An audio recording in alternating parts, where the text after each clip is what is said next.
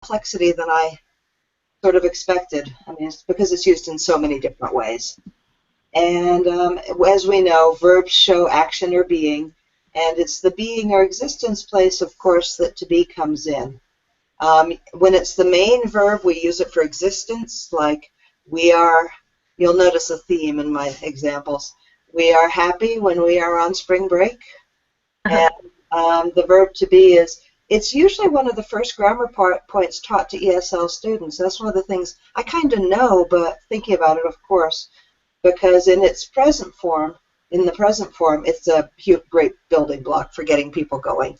I am a teacher. There are 8 forms of be that are used as the auxiliary verb, and this is where it gets pretty complicated.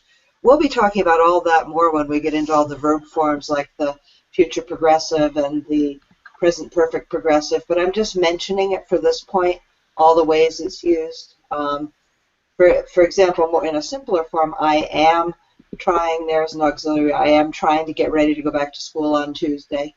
It can also be an intransitive linking verb, not expressing action, linking the subject. And these are all things we know, but as English users and as teachers, but I think it's useful to put some of the terminology to it, more for ourselves than for our students. For example, John is ready for school, and it's used as a building block in the future progressive tense. Where will you be vacationing this summer? Where will you be? And in the present perfect progressive tense, I have been practicing my Spanish all vacation, and used in the future perfect progressive tense. For example, by next Wednesday, I will have been back at school for 2 days. Again, a theme. But one thing I find when talking about all these different forms, and again, we'll talk about more of this in the future, is just keeping a timeline for people rather than using all those gnarly names. So, but some of the most common ELL errors, and since we teach many students with Spanish first language, misuse of have for be, especially when they're at early stages of their language development. I have hungry, because that's how they'd say it in Spanish. And also problems when they're, that I still often see even with some of my more advanced students, problems using it in negating. Or moderately advanced. I know I'm happy. Where the no instead of not, and getting it in the wrong word order, even if they do use not. I'm using it with the wrong subject. Especially with singular plural confusion. That's one I still see even with kids that are fairly advanced. My 2 dogs is in the living room. And omitting am from the sentence. This is Colorado State with most mountains. Omitting the subject, especially when you repeat it. My husband's name is Dave. Is at the gym right now. So, and they said, which is an interesting thing, future progressive and future perfect tenses rarely used by ELLs, and there's no point in us trying to get them to use it when they're still novice users, but save it more for advanced students. And using present progressive for present perfect, I am practicing my Spanish instead of I have been practicing my Spanish. So those are some of the basics. To be opens up a whole can of grammatical worms in some ways, but I think the main things for our uses right now is issues with plurals and making sure they're not using have where there should be, and issues with word orders. What do you all see as some of the main issues? Well, do you want me to introduce the student sample this week? Yeah, that's as good a place as any just to get going with it, sure. Sure. And I'll pull that up. Okay, so Giselle is a 12th grade student. She was erroneously put in my honors, 11th grade honors section last year due to some scheduling issues. We have a hard time scheduling properly at my school because of the size. It's so small. And so she struggles a lot, and she really shouldn't have been in that honors section, but she works super hard and she applies herself. Her revisions are typically above and beyond everyone else's. Not that the quality of her writing reaches that bar, but she tries harder than all of them. Like she'll do 3 revisions, 4 revisions sometimes. Okay. And so for that reason, I actually kept her in the senior honors class this year. And so by far probably the lowest performer in that section without hesitation, but she has come a really long way. So what I've included is a book chat reflection. She came in and facilitated a discussion with our entire class. There's like 5 kids who do it at a time. And they pick issues from their independent novels that they share with the class. So they create an outline for that, and then at the end, they do a reflection and a self-evaluation related to the minutes they take while they're listening to the discussion progress. And so I included her reflection on her verbal performance of that facilitation, and then I also included her independent novel essay, which you saw a sample of that same assignment from Jesus the first week. Mm-hmm. So if there's a point of comparison there between him and her, but they're in different sections, and he actually outperforms her in some ways, despite not being in the honors section. And she is a Spanish first language originally? Yes, she is. Is she still classified as ELL, or is she FAP officially? She's exited. She's not part of the program. She actually exited last year in 11th grade. Okay. She tests fairly well. She takes tons of extra time. However, reading her written skills, I would almost say that those access scores, despite exiting her, she was at a 5.9. I don't think she really should have been exited from the program. So her verbal communication and her reading analysis skills and comprehension are pretty high, but her written skills are far inferior to her other modalities. So for that reason, I would have liked to have kept her in ELL services. So yeah, because I saw on your background information that she had exited, and reading through the document, I forgot a little taken aback, I guess. Yeah. So my question for you about Giselle, before we get too into it, you said that she usually tries harder and does like multiple revisions compared to her other classmates. Would you say that you've seen more growth in her than you have your other students? Like, is she progressing faster, or is it just like she's trying way harder?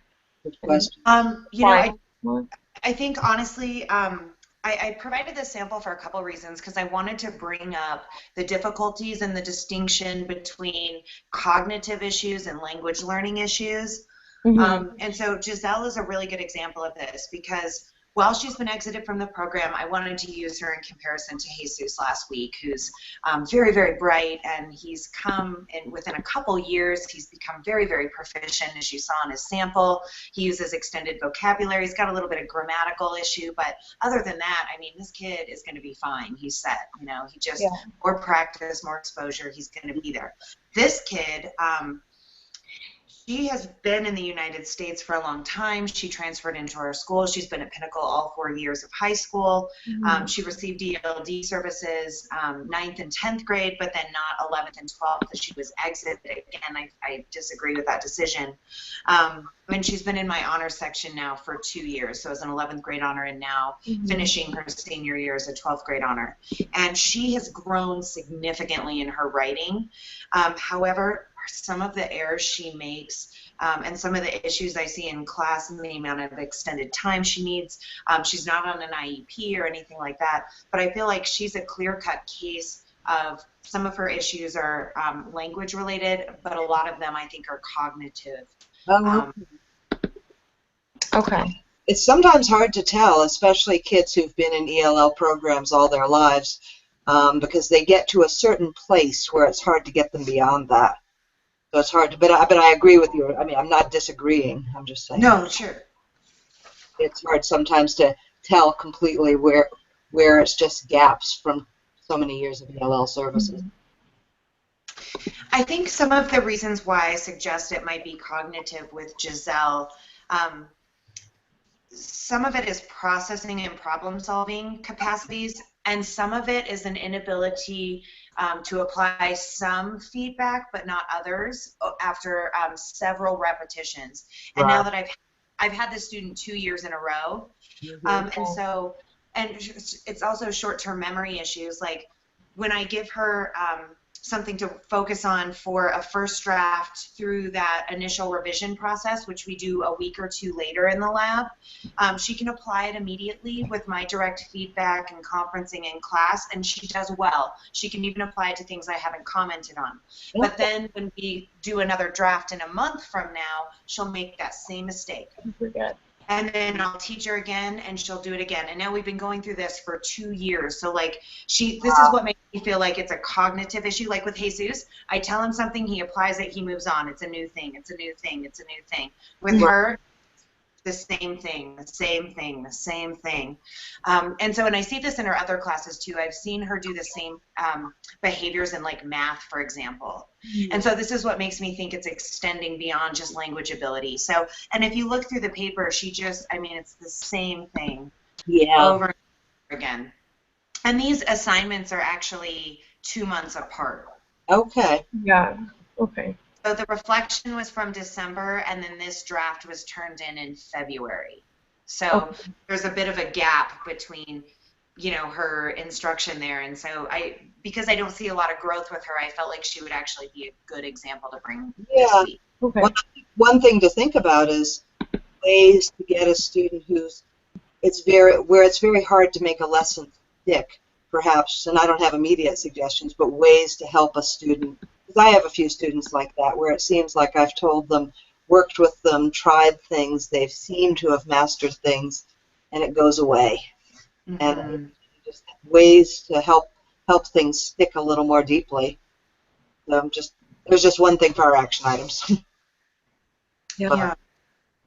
It's definitely a hard thing. Like, I would always say, you know, constant exposure and reiterating it and revisiting constantly. But if you've had it for 2 years and you've tried, and it just doesn't seem like it's sticking, Well, the kids in the class, honestly. like, for example, kids in the same class, like I grade them based on revision growth.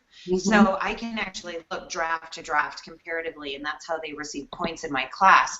And so I keep correlative data over the course of a semester based on particular assessments. So I see growth in most of the kids in the class, some bigger than others, but she's a kid who consistently flatlines. Like, no, she doesn't dip down, she doesn't progress. And so I can see from one draft, for example, to her revised draft, a little bit of growth when she applies the feedback, but then when she turns in her next draft, she's still right here. So often that same little progress, and then she's right here. The other kids, they inch, and they inch, and they inch, and they inch. Not her. She's like always right here. Okay.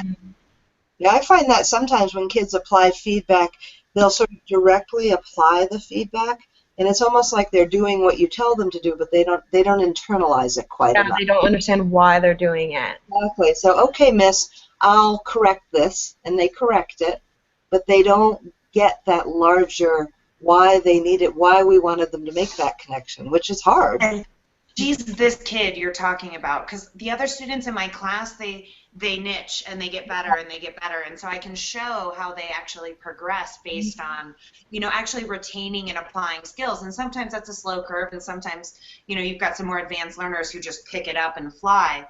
Right. But this kid, she is one of the only examples I've ever seen in my teaching that does this, like, I get it right now, but I don't remember it next time. I get it right now, but I don't remember it next time.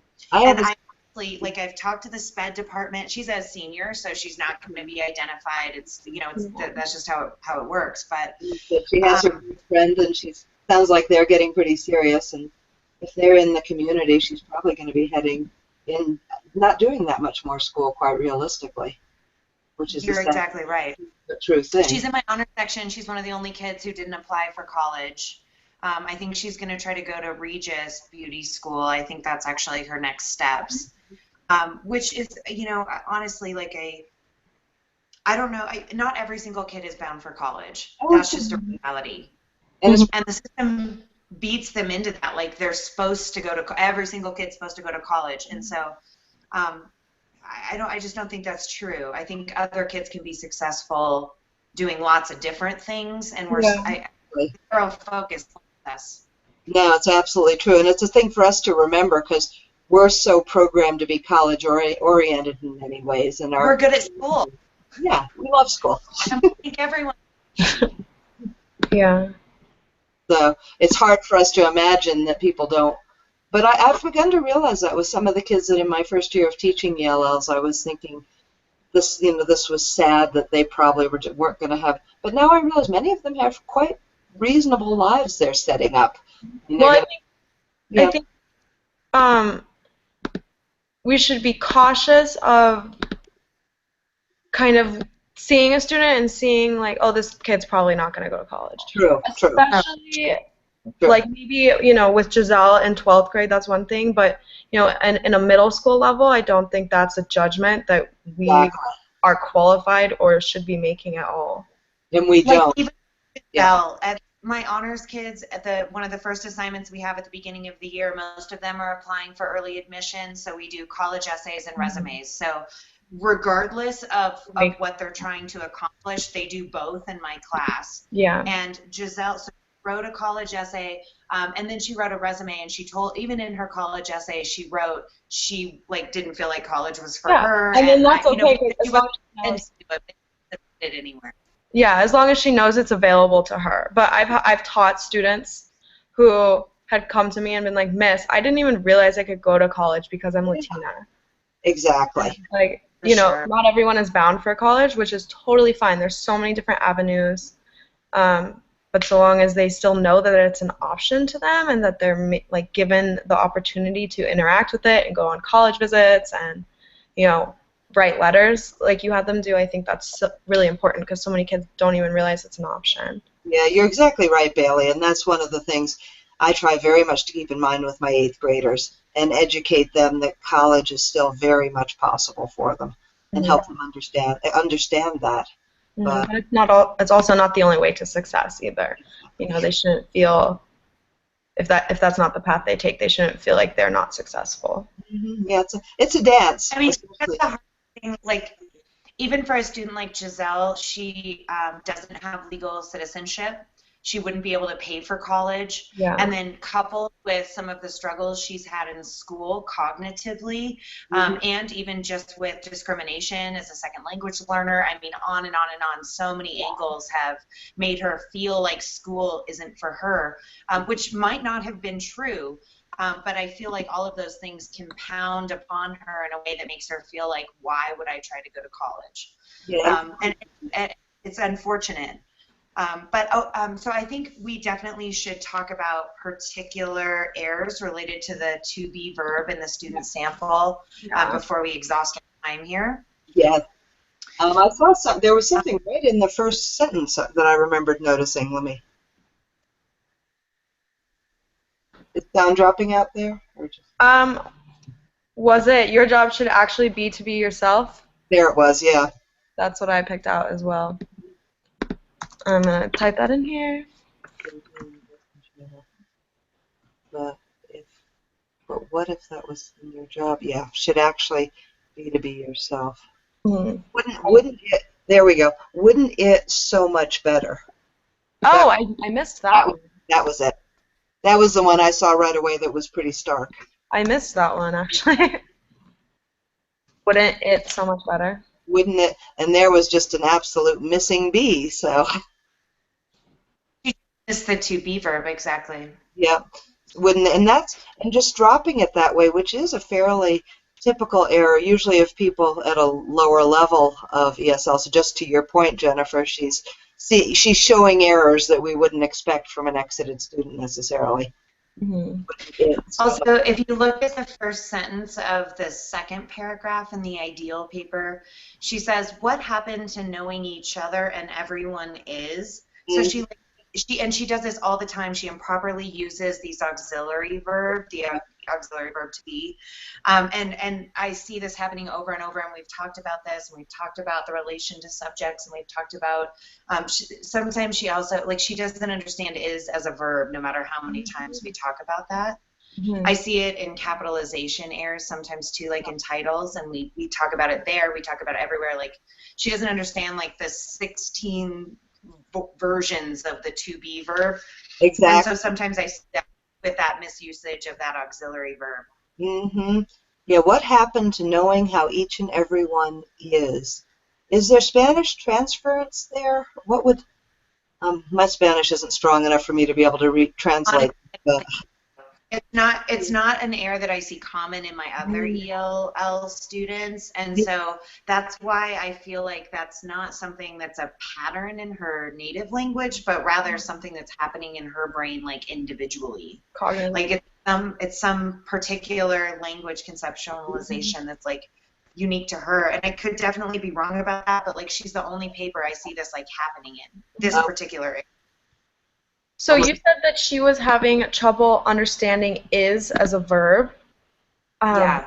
Do you? Puts it in all different parts of speech, like in a sense. Like I just see it appear like in random places, huh. places where like a verb wouldn't go. So So I'm Like wondering. sometimes it's just in place of it, for example, and I'm like, it and is are different. Like, yeah, I've seen that, the it and is confusion So with yeah. I'm students. wondering for a next step. Oh, here, yeah. Um, Now, Blythe, you had asked if there was any Spanish transfer here, and we don't think there is, but do you think maybe you could show her examples of the verb to be in Spanish and make some kind of connection between the two, some kind of interlanguage connection, like That's you can see es, está, Yeah. están. Knowing everyone is. Mm-hmm.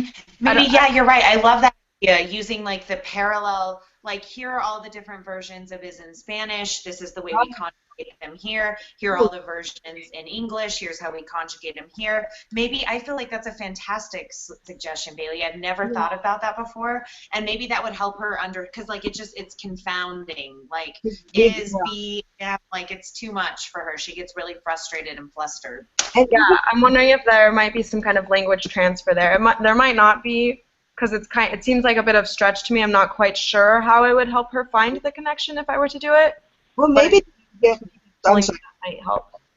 And I love that idea because taking it back to the fundamentals a little bit and maybe helping her see the big picture of how these verbs work, and even bringing in the to have, so that she sees where there's places where we use that in English and it's to be, but this, so she sees all the different ways and she begins to see it from a Spanish point of view, how they do the different ones. Yeah, I like that idea. Like going back to what you said a second ago about not being sure about like how to make the connection, I Yeah. completely agree with you there. I think the biggest challenge is like using the comparative structure wouldn't help with how to place a verb in a sentence. The verb is, for example, because that's talking about it structurally in this example. But I think doing the comparative strategy you suggested would help her make the correlation between the meaning of the way we use this verb, and I think then the structure will follow. Because if she can make the connection to her native language usage, then she should be able to figure out structurally how it's going to fit, because she does okay in other areas. Like she gets the structure at least on a fairly decent level, so she can just figure out how to plug in the is's and the ams and the be's through that correlative structure that you suggested. I think that might work actually.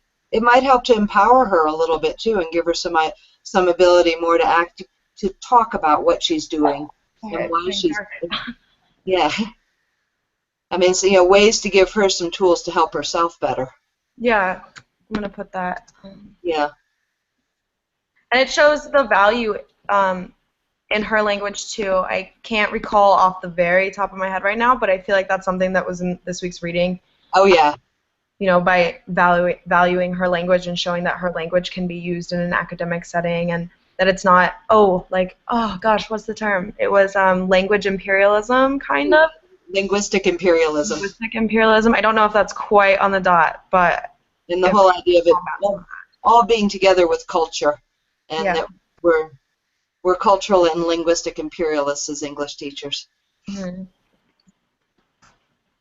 Which I agree with to some. Yeah, you had a good writing on that, Jennifer. You were writing a nice bit on that I responded to. Yeah, I need to get back on it. I haven't been on today. It was It was a pretty crazy day at work. We had a fire drill and it was senior ditch day. And we had PSATs going. We had PSAT practices for 10th graders. So like 1,000 different things are happening all at once. So I haven't been on the discussion board since yesterday is my point. So I'm going to get on after we get off. Yeah, I'm also going to scan my notes and comments like I've done in the past. So I will get those uploaded as soon as we have those notes and the link posted. I'll just reply to that. Okay. I think, okay, so we talked about particular grammar errors. We talked about next steps. Bailey got a couple of really nice next steps in there.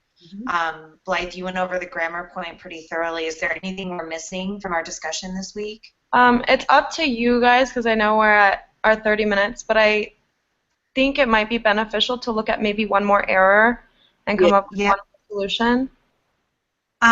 There's one place I do want to talk about, if it's okay. So if you look at the second page of the ideal error, so the morale is to, I shouldn't have said that, I'm sorry. If you look down to the, let's see, 1, 2, 3, 4, 5, 6, 7, 8, paragraphing errors here, so this makes it tough. 1, 2, 3, 4, 5, 6, in the 8, 9, second page? 11. So 11 lines down, it starts with the word toddlers and tiaras. Yeah. So here's a perfect example of what we were talking about earlier where she just like randomly uses and doesn't use the verb is. So she says, toddlers and tiaras can show how talented a 7-year-old girl and show another girl that she is also talented. So she misses that, she's missing that is verb right there. Right. It should say, can show how talented a 7-year-old girl is. There has to be that presence, that verb she's missing. Yeah, but then she uses it perfectly fine 5 words later. And that she is, when she has the... Do you see how she has the parallel structure there and she does it wrong? Actually, when she's taking it from 7-year-old girl, taking it off the noun, as opposed to the she is. I've seen that with other people. Coming off pronouns, they often seem more comfortable. And coming off nouns, I've seen them lose the structure more, if that makes sense. So you're saying a common error would be missing to be verb after a pronoun? They'd be more likely to have it with a pronoun. She is, he is, we are. They've got that pretty down. But then when you have a talented 7-year-old girl is, to know that an is belongs there gets a little more complex, because to know that a talented 7-year-old needs an is as much as a she needs an is following it. Does that make sense? Yeah, they're not... A talented 7-year-old girl is the noun that the pronoun would take place of.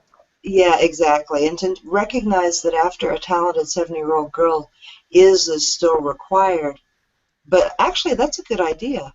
Maybe saying showing them what pronoun would be there, because I find they grasp it more easily when it's a pronoun than when it's a complex, especially a compound noun like that. You see what I'm saying?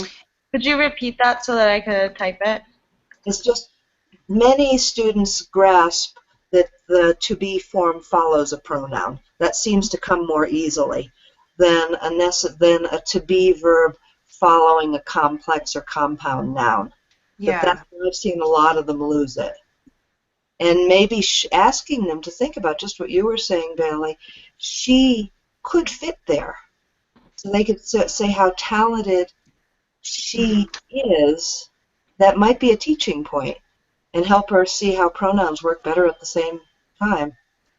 I mean, I'm grasping here, but it's just I'm noticing something I've noticed before with my students, that when you get a big noun phrase, they get lost, and they don't know how to make it work in a complex sentence. So maybe help her see that this noun phrase could be replaced by a pronoun. However, in this case of her writing, it probably sounds better the way she has it. Yeah, but that's tough. Yeah.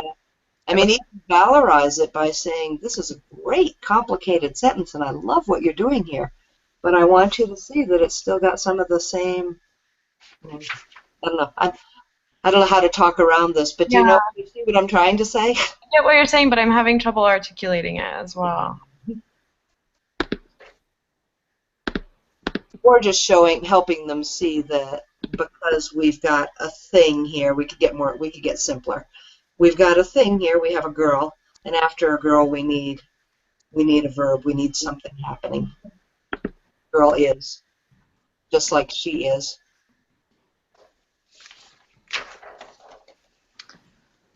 I tend to get more complex when I start seeing structures. Then the kids follow. Then the kids can't follow me either. So Yeah. I think the biggest problem here isn't that we need to add anything in there. I think we need to just Yeah. revise the yeah. syntactical structure of this sentence. I mean, even if she started with, 7-year-old girls can use toddlers and tiaras to show other girls how talented she might be, or she is, or something like that. But if Yeah. the problem is using that complex adverbial 7-year-old girl. It's working essentially like an adjective phrase to describe this this girl essentially is the noun. So I feel like if she just, the whole structure is what's complicating this thing, because no one would use that structure really. It's true. So if she had a more common or simplified sentence structure, I think it would alleviate that weird necessity for the is or the she or whatever we're trying to work out right now. Yeah. So really, we just need to teach her how to revise the sentence structure and say, like, this is awkward, this is what we need to do instead. Let's start with this noun phrase rather than try to cram it into the middle in some embedded way. It doesn't make sense that way. when it all begins to fall apart, yeah. Mm-hmm. Yeah, that's, I mean, just to get, so maybe a key point for you to capture, Bailey, is just that sometimes it's important to get them to break the sentences down a little bit and revise the structure so that they better understand why the verbs are needed in the places that they're needed. They feel more control over it because she's out of control of this sentence, kind of. She's using it, it's taking the place of a descriptive adjective. Yeah. And so really what I need to talk to her about is the way that we construct sentences with descriptive adjectives, or to quote-unquote adjective phrase, which is kind of what she's using it as here. Like, I just need to go back to the basics and teach her how we have nouns and how the adjectives relate to those nouns, because she's like cramming it in the middle in a way that doesn't make sense. Yeah. And sometimes it is useful just to get right back to those basics and remind them. I've been doing it a lot with mine lately with forms and functions, and gives them more hooks. Okay. Is there anything else to add? Nope, I think that's good for now. Yeah.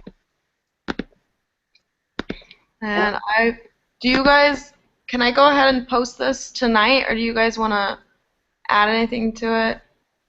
Okay. I'd say go ahead and post it. And Blythe, if you're okay with this, I would just, if there's something I wanted to add, I would just add it right to the reply. Are you okay with that? Do you mean on so the grammar? Bailey doesn't have to for us. Oh, yeah. I think that'll be easier, because before, when we're just but Bailey can do it and we can add any notes to it once she's posted it if there's anything. Is that okay with you, Bailey? Yeah, that's totally fine. Okay.